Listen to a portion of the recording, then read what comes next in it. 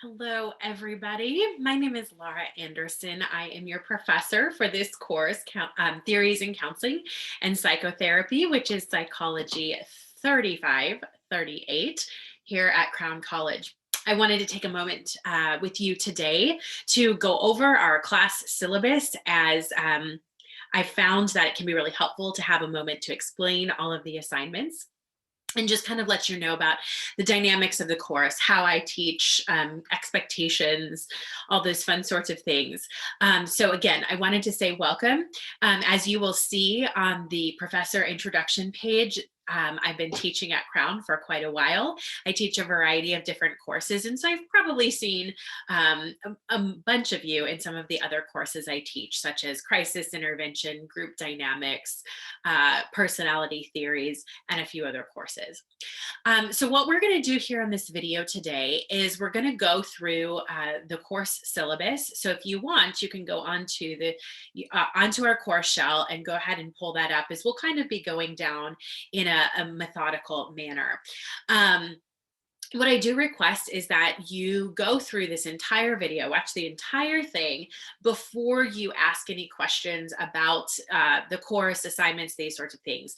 I make these videos because I know that sometimes the assignments are different from class to class and what every professor's expectations are. And so I make these videos as a way to share that with you. And because I've taught the class, I kind of know what questions to anticipate and expect. And so hopefully by the end of this video, all of those questions will be answered for you, and you can feel like you have a really good grasp on the things that we're going to be doing in this course, and what you can expect. So as like I said, go ahead and pull up your syllabus, or maybe you have a copy of it printed off. It's on our Canvas course shell, and we'll just be following that. So again, this is Theories of Counseling and Psychotherapy. I'm excited about this class. In some ways, this is kind of like even though it's towards the end of most people's programs, this is also kind of like the first course that you would take if you were to be in grad school. I was laughing with some of the program administrators here at Crown at the textbook, because this is like the textbook that's kind of the rite of passage in every counseling program, and that's our Corey text, which is required for this course. So as you are on the syllabus page, you'll see, there's contact information for myself. One thing that's important to know is that I do all of my emails through Canva and not Outlook. I check my Canva email every single day. And so if you need to get in touch with me, that's the best way to do so. Please do not email me through Outlook, as I'm not going to get back to you in a timely way. So if you have something that you have questions about or need more clarification, please email me through Canva. Also, in addition, that was kind of redundant there.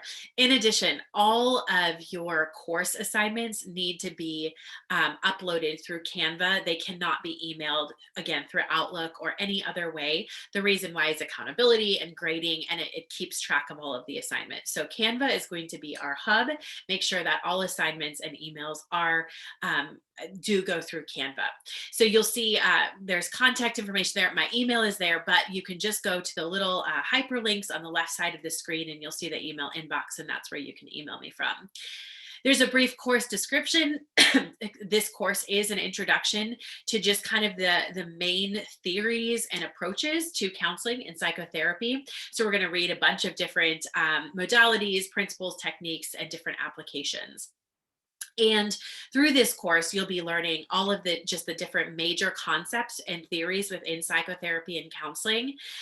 You'll understand how they're applied to practice, and you can begin to understand how that might work for you as the professional, to be able to kind of develop your own professional skills and background that you would eventually be seeing clients from that foundation.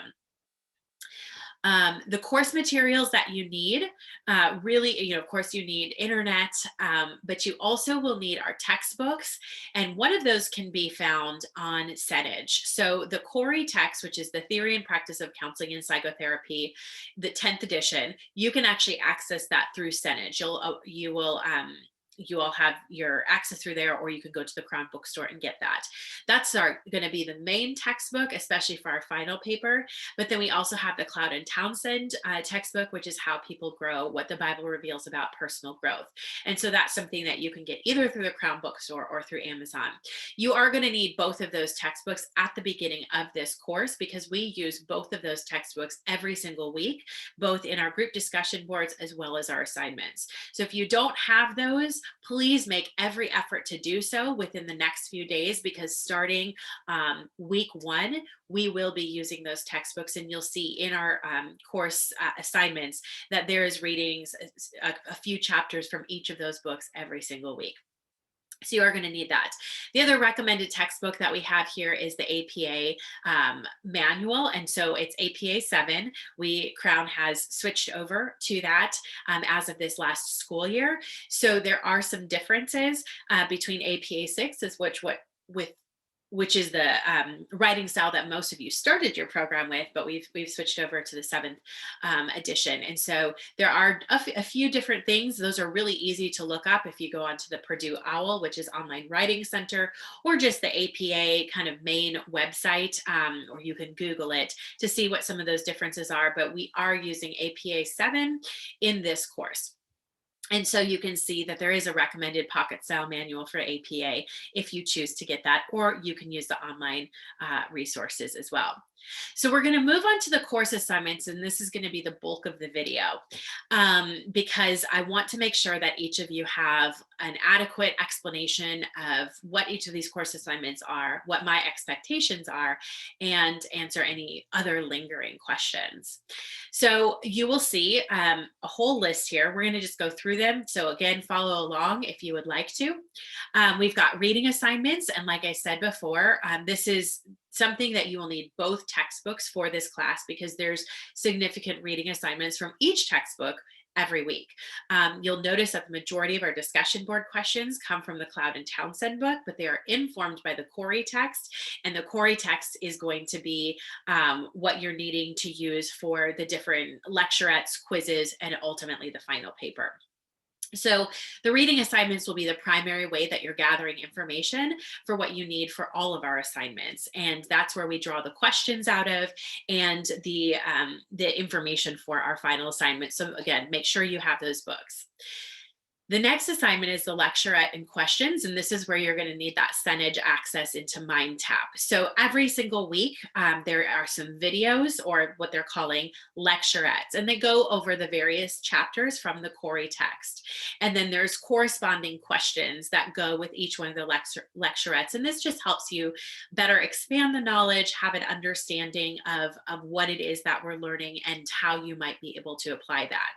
So the questions that are due each week, and again, this is in our course shell, so you'll see which chapters are correlated for each week. Those are due on Sunday, so the last day of each class week by 11:59 p.m. Central Time. The next assignment is the Case of Stan videos. And it's funny because I remember doing this when I was in school as well. So it's this video series that takes you through this figure named Stan.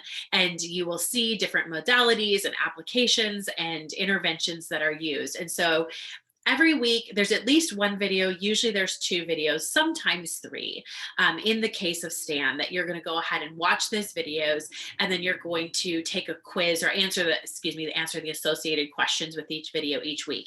And again, that needs to be done by Sunday, 11:59 p.m. Central Standard Time of each week.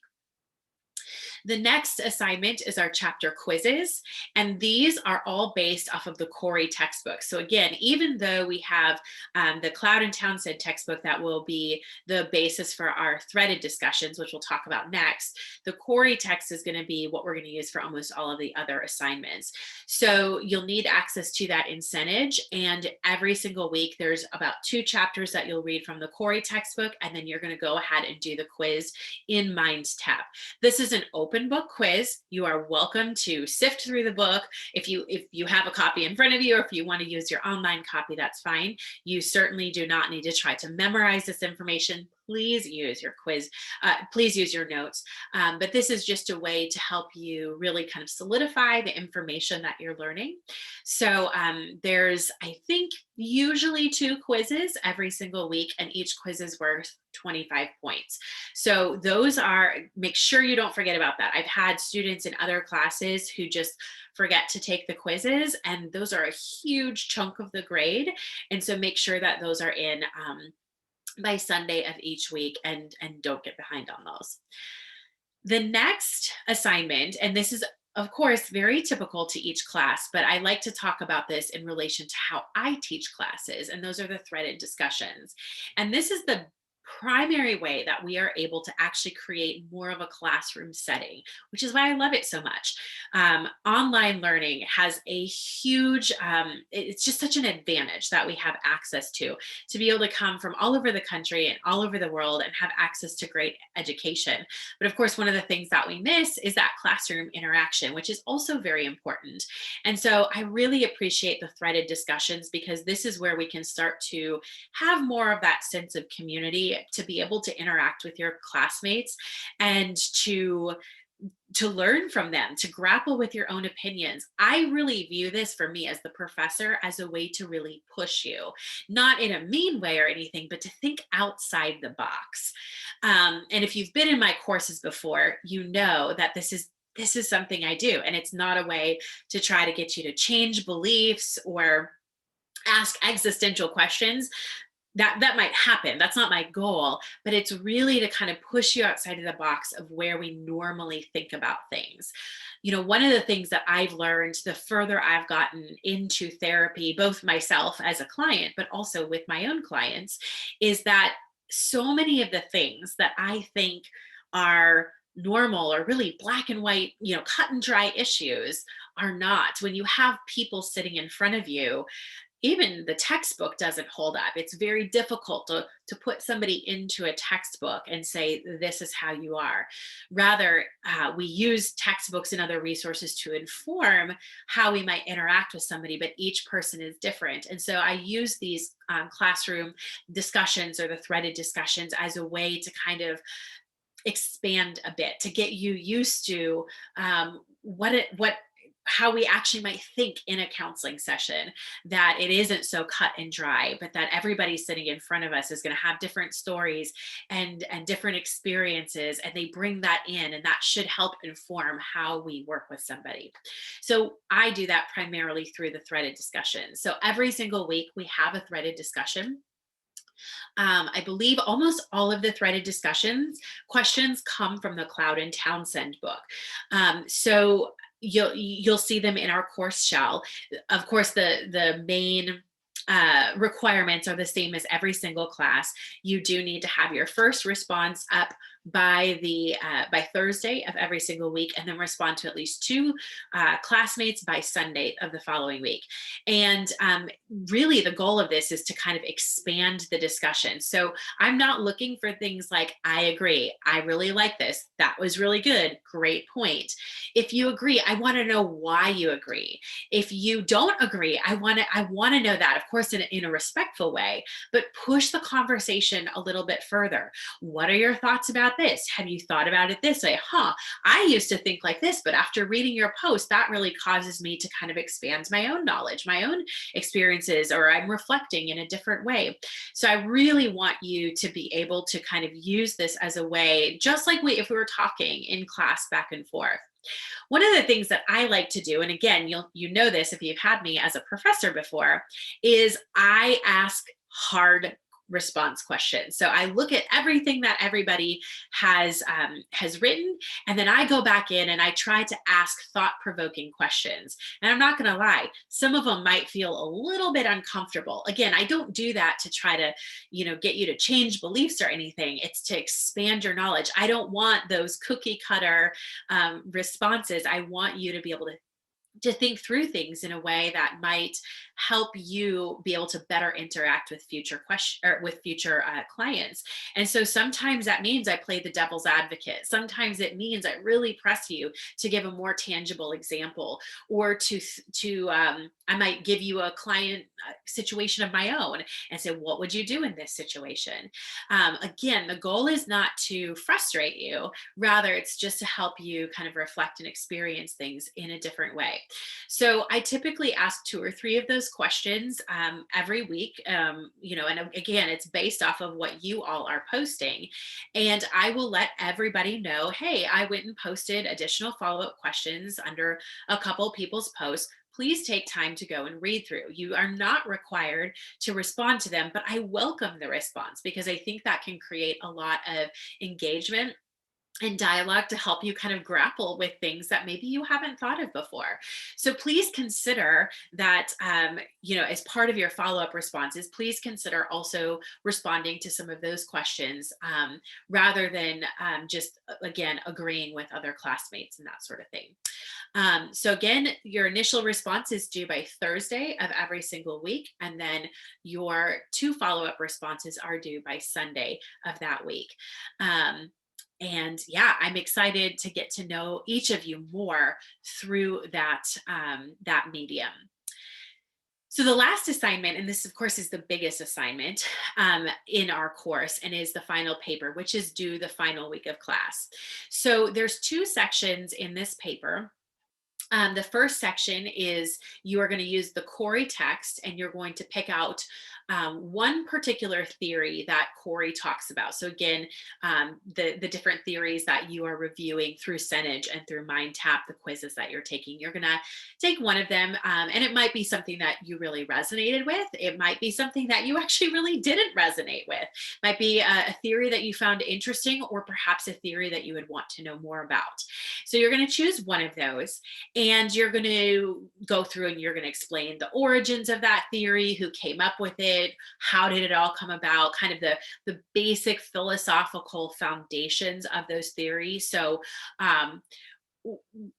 a great question, and it says this in the syllabus, is like, how does that theory organize pathology? So various theories will say, well, it comes from this or this or this or this, and so you're going to want to make sure to include that, as well as the techniques used in this, the interventions, applications, maybe how a therapist presents themselves in a very particular theory, how they see change, like what is their measurements for change. So you're just going to give a really in-depth summary and overview of what that theory is. Now you'll notice a minimum of 4 sources need to be used in this section of the paper, and only one of them can be your textbook.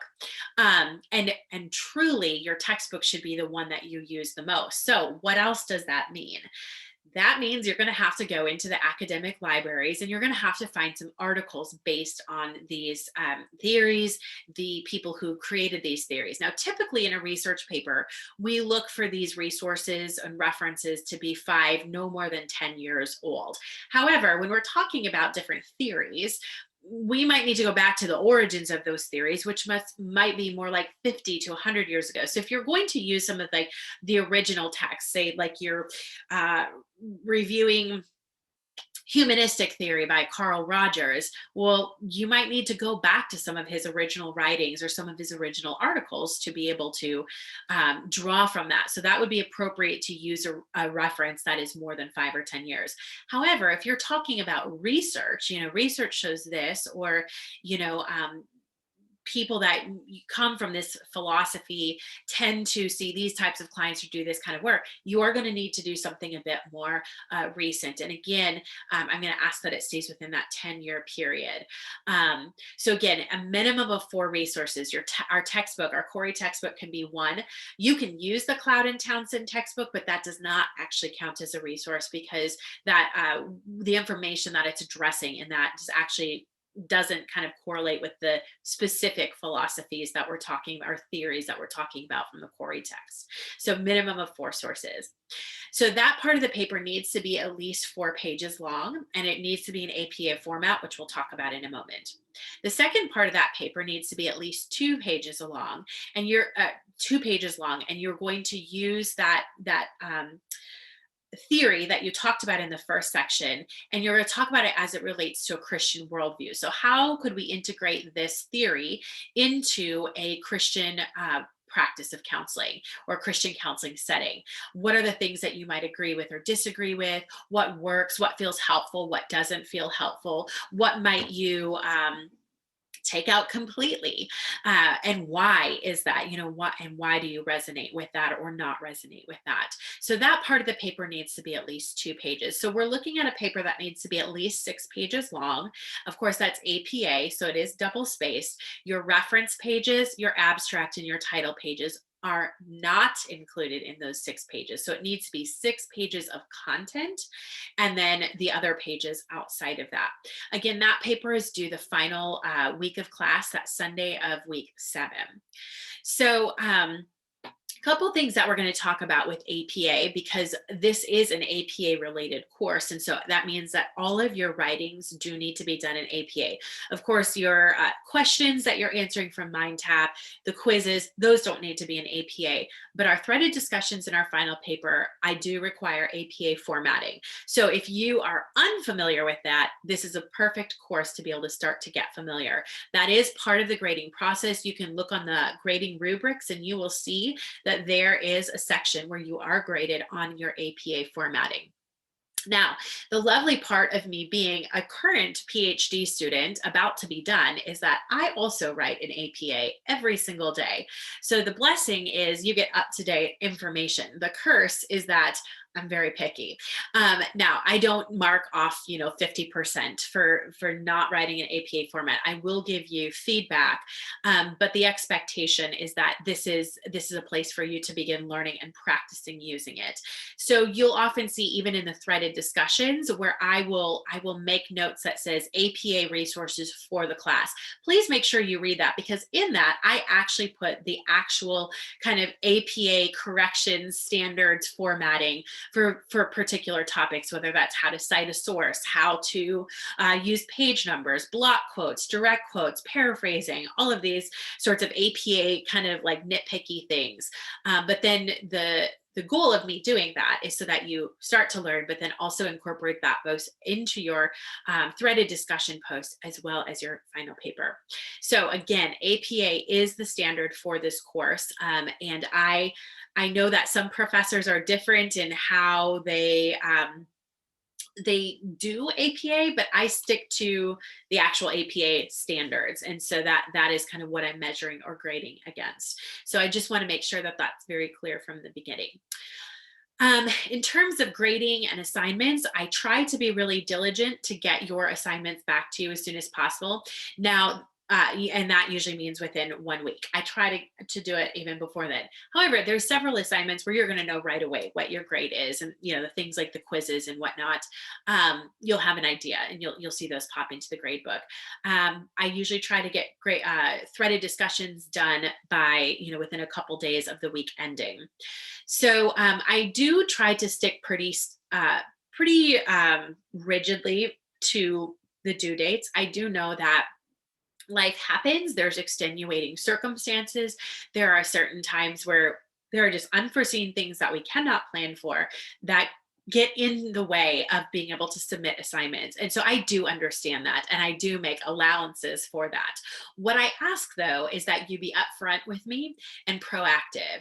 So essentially what that means is, like, if you're working a job, you call in sick and you let your boss know, hey, I can't make it in today. I'm sick.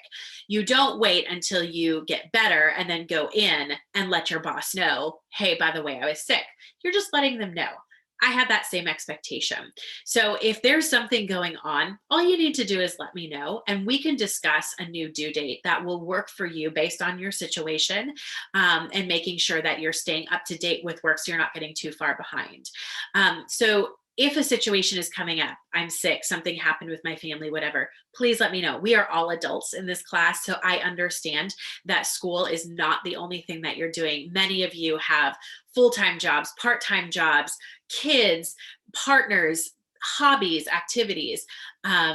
School is one thing among many that you're doing. So I do ask that you prioritize our class. This is a sort of a job, but I also recognize that sometimes things comes up. And if that's the case, please just let me know. And I am happy to work with you on adjusting due dates. Again, in a way that makes it so you're not too far behind, but I know that things come up. The other thing that I like to touch on a little bit is communication with me. Like I said, please do all of that through Canva. I do try to get back to everybody within about 24 hours if it's a question about grading or an assignment or anything like that. Because I have videos like this, and I do send out weekly announcements, which you can check on our announcement board, I do ask that those are the first two places that you go to see if your questions can get answered about specific assignments. That's not because I don't want to talk to you. It's just because a lot of times people will ask the same question over and over. And so this is a way that I can get information out to the masses so that everybody has the same information. If I do hear of a question coming in over and over, I'll just send out a group message and let everybody know the question and the answer. So I do try to get back within 24 hours. I do have some students that email me about personal things, counseling, how would you do this? What program do you recommend? Those sorts of things. I ask for a little bit more time to get back to those since they're not as time sensitive, but I will get back to you. I do have a boundary that I take about Friday afternoon to about Sunday afternoon where I'm not answering emails and I'm not active on the course discussion boards. I do realize that sometimes the extenuating circumstances that impact our abilities to get course assignments done happen in that 48 hours. If that's the case, please email me. I will look, at the time that you sent it and the date, and I will work with you. So if you don't get a response back, don't worry. I will get back to you, and know that as long as you've sent that email ahead of time, like you have done what I've asked you to do, your back is covered, and we'll figure that out. But just don't be surprised if you don't get an email back within that 48 hours. And then of course, usually Sunday afternoon, evening, I'll log back in and check everything, make sure everybody's good. So I just want to let you know that up front. So if you're not getting a response back over the weekend, that is why. Okay, I'm going to flip back over here to our course syllabus and see if there's anything else that I'm missing. Most of this is very, very similar to how every single other class is run. Of course, couple things on here with the standard requirements. Anytime that you use an outside source, whether it's your textbook or an article or a reference to a YouTube video, whatever it is, those do need to be documented inside the paper or the threaded discussion in APA 7th edition formatting. With late work, I like we talked about the extenuating circumstances, we'll figure out a new due date. If you do submit work after the day or time that is indicated, first of all, make sure you're adjusting for time zone. Everything is due in Central Time Zone. But if you, let's say you don't contact me, you submit late work, there is a 5% per day deduction for whatever the assignment is that is late. So that's just a brief thing there. If you look under technical requirements, of course, this is very old hat, but you need, internet, you need your own computer, you need a browser, you need to be able to log on to Canvas, you need to be able to log on to Senage, MindTap.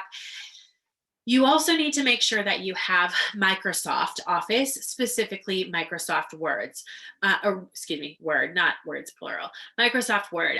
Your final paper does need to be done in Microsoft Word. It is not accepted in any other format. So make sure that even if you use like a MacBook and you use Pages, that you save it as a Word document and upload it to Canvas as a Word document. Also take note that you can use the Crown Help Desk at any point. They are very, very quick to get back to you.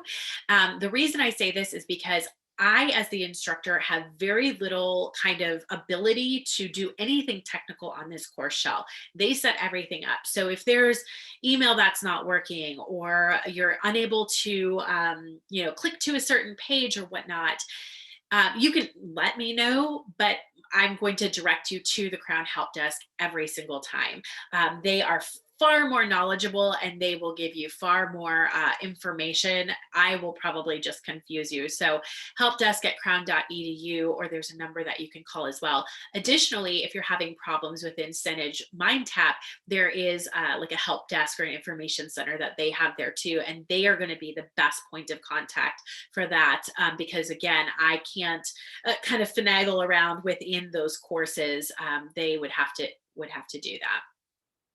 So that is the quick overview of our syllabus and assignments. Like most of you by this point, a lot of these assignments are old hat. You're very familiar with MindTap, Senage. You're familiar with how things work. But I always like to just get those expectations set up front and give you an idea of what is going on in this course, so that you can feel really good going into it.